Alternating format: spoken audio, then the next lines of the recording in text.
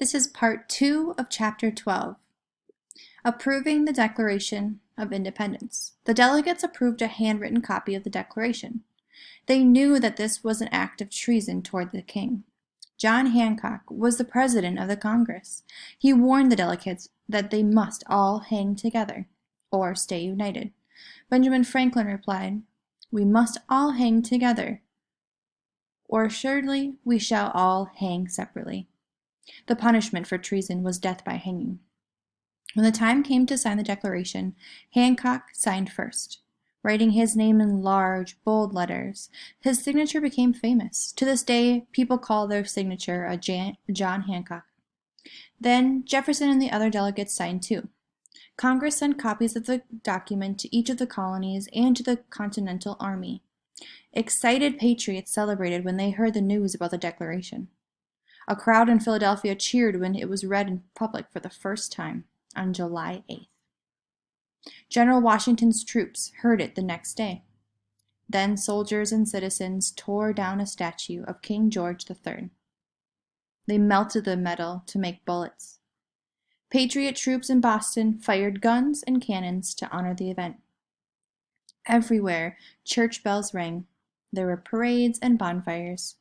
Today, Americans still mark the birth of our country on the 4th of July. On this date, the delegates to the Second Continental Congress adopted the Declaration of Independence.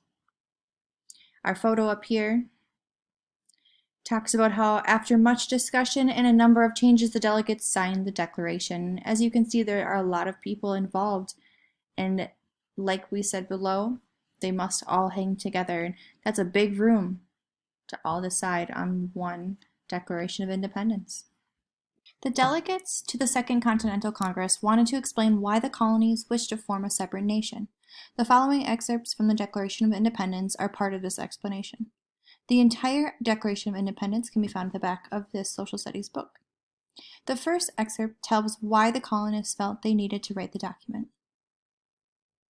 When in the course of human events it becomes necessary for one people to dissolve the political bands which have connected them with another, a decent respect to the opinions of mankind requires that they should declare the causes which impel them to the separation. The second excerpt lists some of the rights all people should have.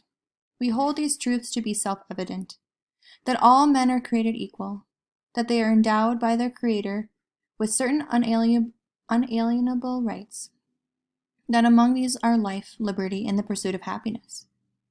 The third excerpt explains why government exists. It also describes citizens' rights if the government acts unfairly. That to secure these rights, governments are instituted among men, deriving their just powers from the consent of the governed.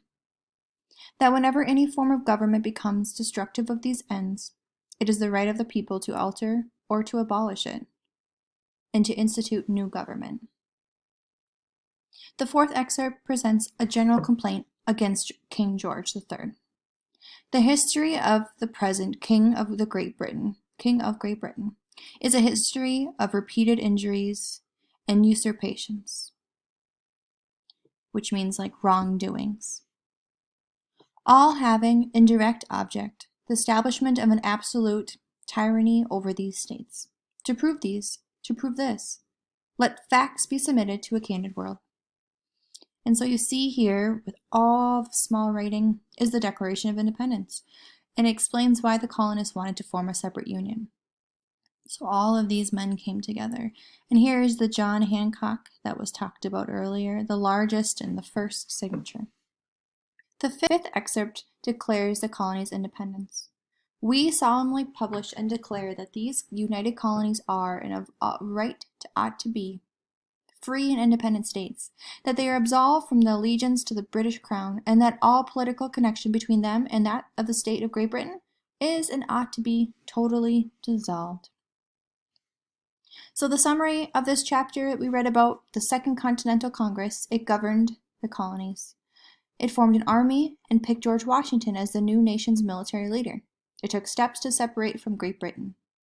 You learned that young Thomas Jefferson wrote the first draft of the Declaration of Independence. You saw items that he might have looked at while he worked on this. This included an invitation to the Congress and a copy of the booklet Common Sense. You read about some of the changes delegates of the Second Continental Congress made to the Declaration before approving it on July 4, 1776. In our next chapter and the next pages, we will be learning about Jefferson and the ideas of his time. We're going to see and wonder, what were the complex views about slavery? How did the ideas in the Declaration of Independence reflect the treatment of American Indians and women? We will read and find out.